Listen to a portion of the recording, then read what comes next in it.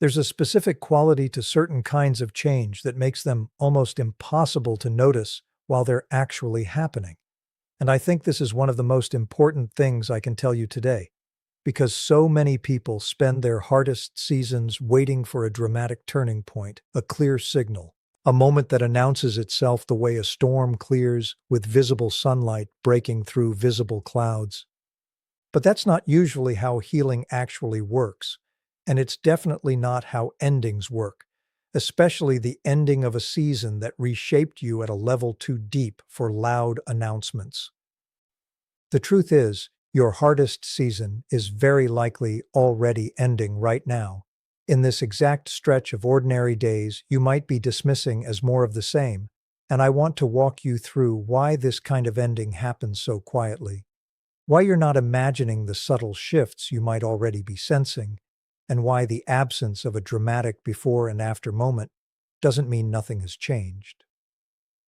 Let's start with something that needs to be said plainly, because it reframes almost everything else we'll talk about today. Difficult seasons rarely end with a single, identifiable event.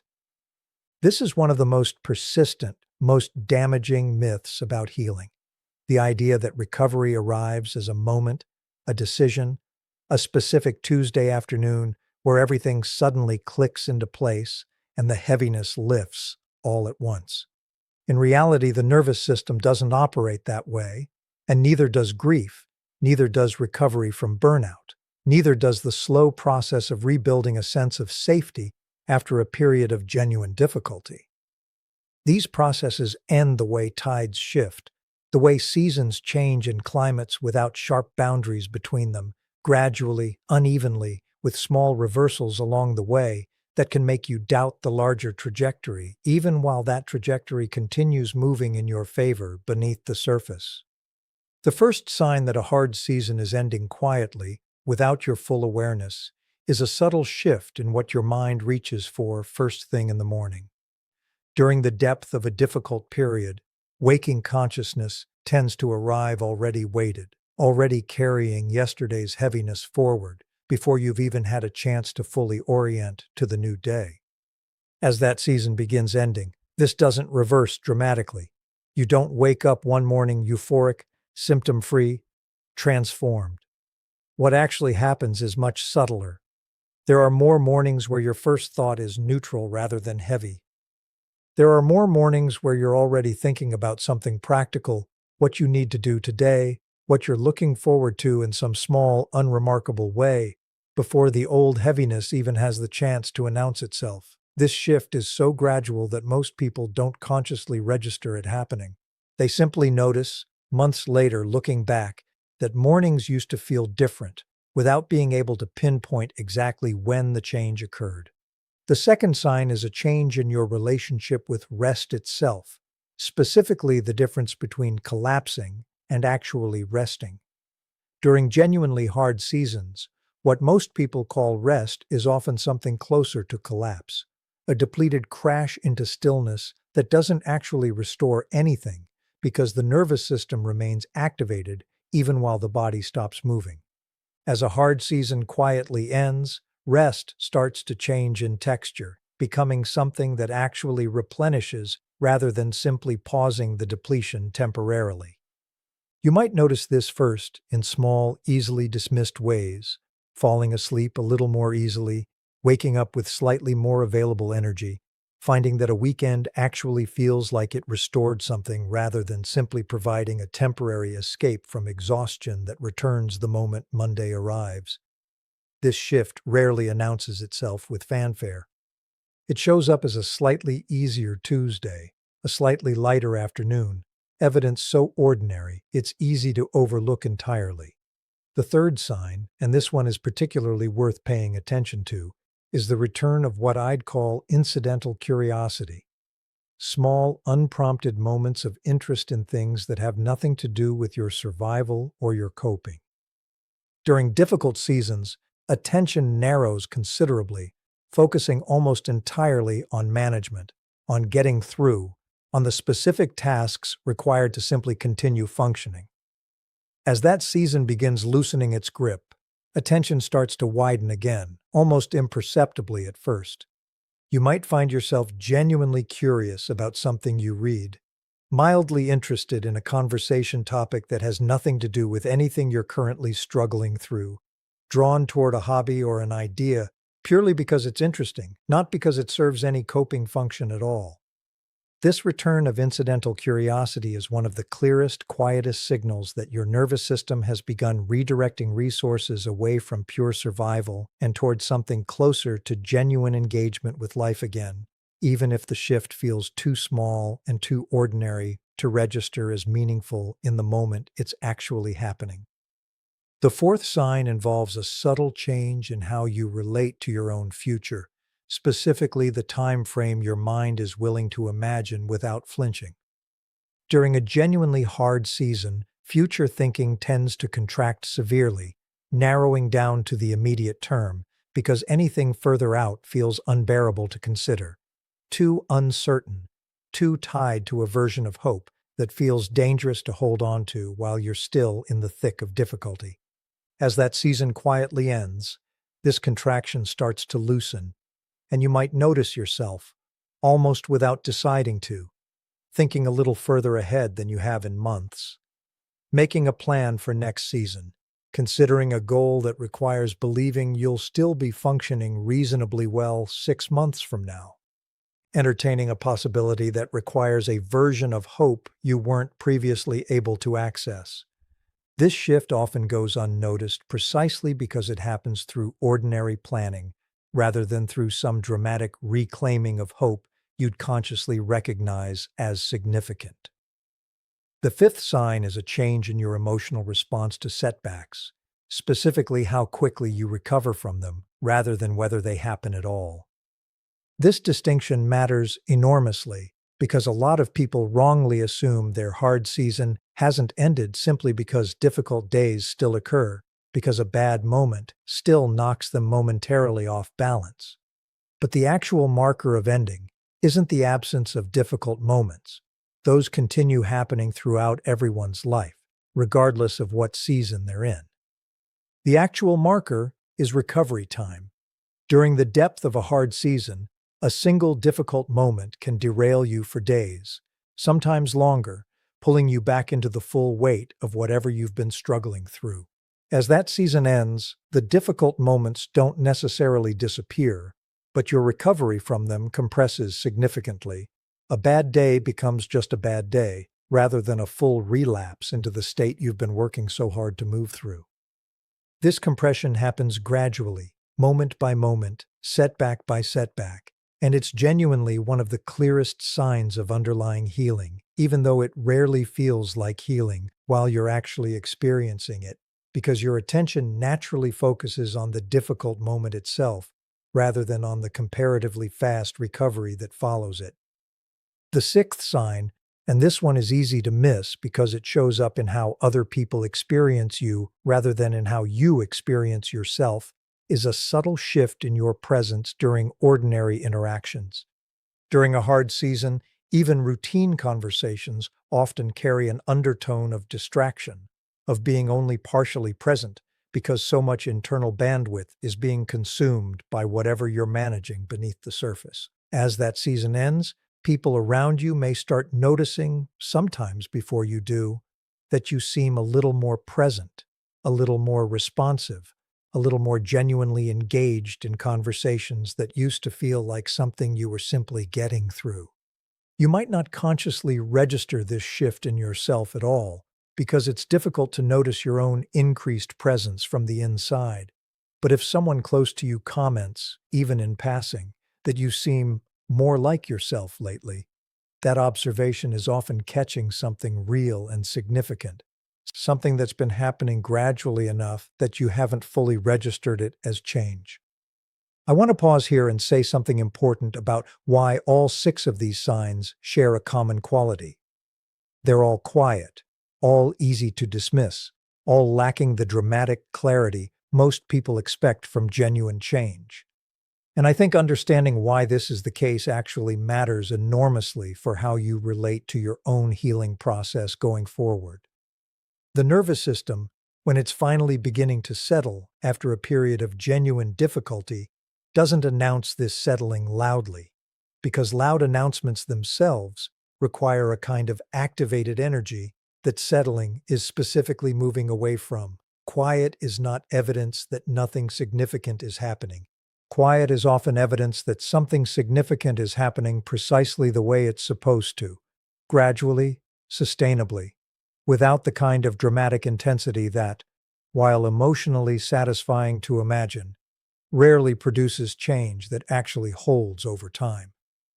The seasons that end with dramatic, sudden shifts are often the ones that reverse just as suddenly, because rapid change frequently lacks the deep incremental integration that genuinely lasting healing requires.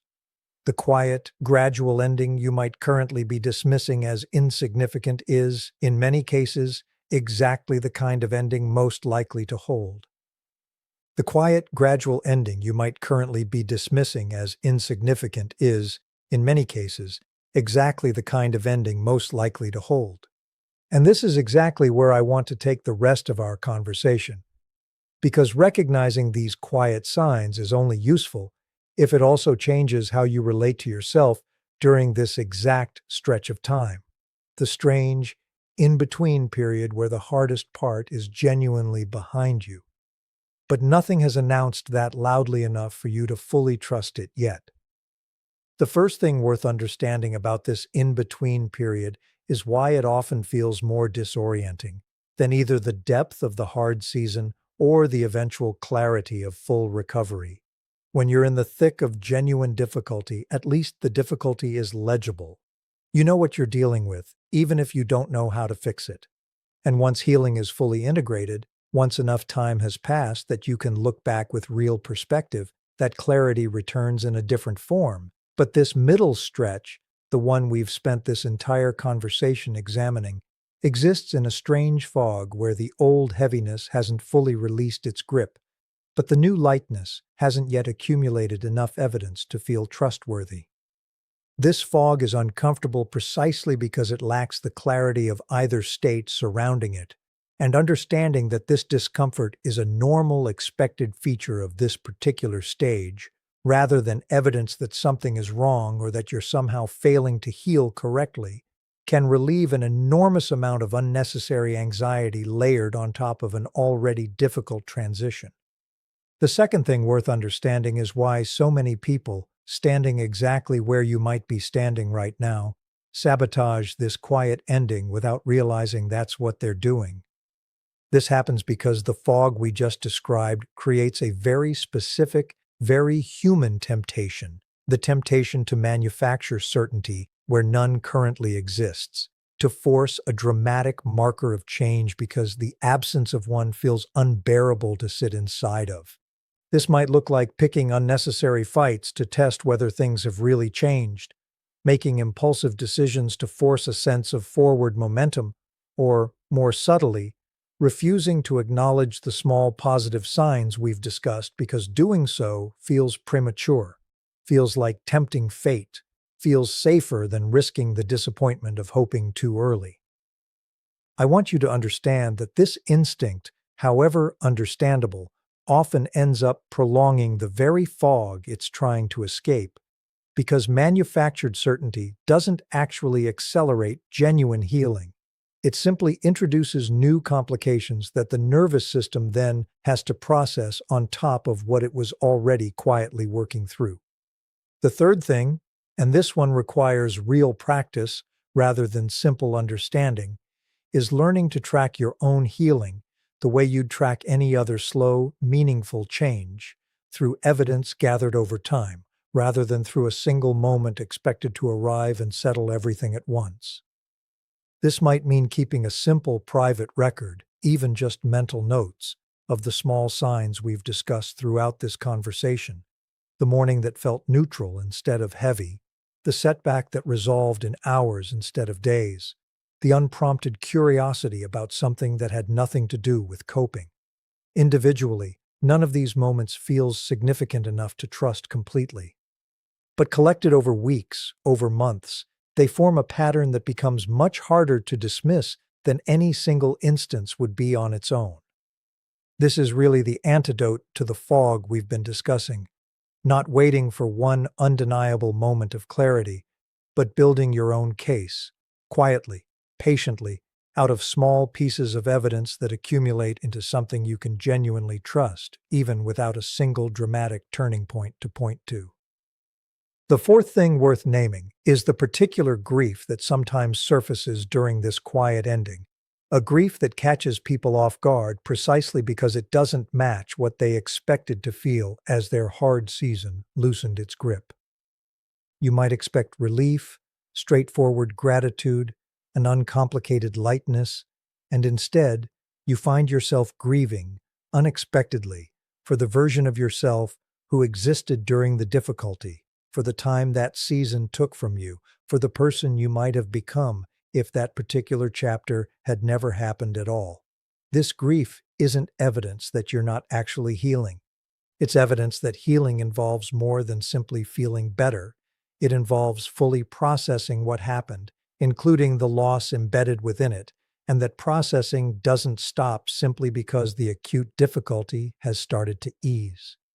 Give yourself permission to feel this grief alongside the quiet relief, without needing one to cancel out the other, because both are legitimately part of what it means to fully move through something significant, rather than simply survive it.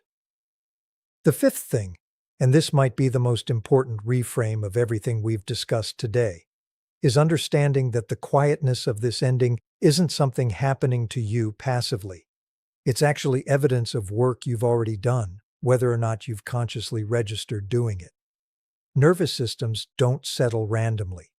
They settle because something changed in how you were relating to the difficulty, even if that change was gradual, even if it happened through countless small moments you never consciously identified as progress at the time. Every time you got through a hard day without abandoning yourself entirely.